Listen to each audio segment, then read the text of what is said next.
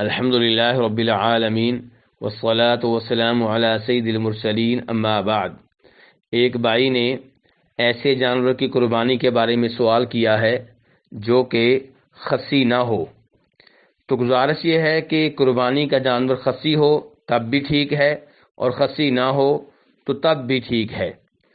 چنانچہ امام ابن ماجہ اور ابو داؤد یہ دونوں روایت کرتے ہیں جناب ابو سعید رضی اللہ تعالیٰ عنہ سے کہ نبی علیہ السلام نے سینگوں والے نر مینڈے کی قربانی دی، اور یہاں پہ لفظ بولا ہے فحیل، اور فحیل سے مراد یہ ہے کہ وہ بکرا خصی نہیں تھا۔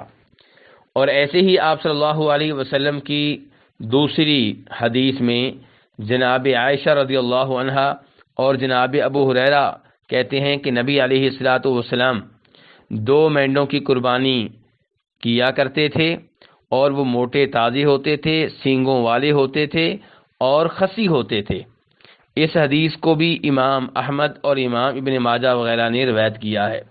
تو خلاصہ کلام یہ ہے کہ قربانی کا جانور خصی ہو تب بھی ٹھیک ہے اور خصی نہ ہو تب بھی ٹھیک ہے، واللہ تعالی اعلم۔ دینی رہنمائی کے لیے ہمارے چینل کو سبسکرائب کر دیجئے اور گھنٹی کے نشان کو دبا دیجئے تاکہ آپ کو مزید قیمتی ویڈیوز ملتے رہیں۔ جزاک اللہ خیر۔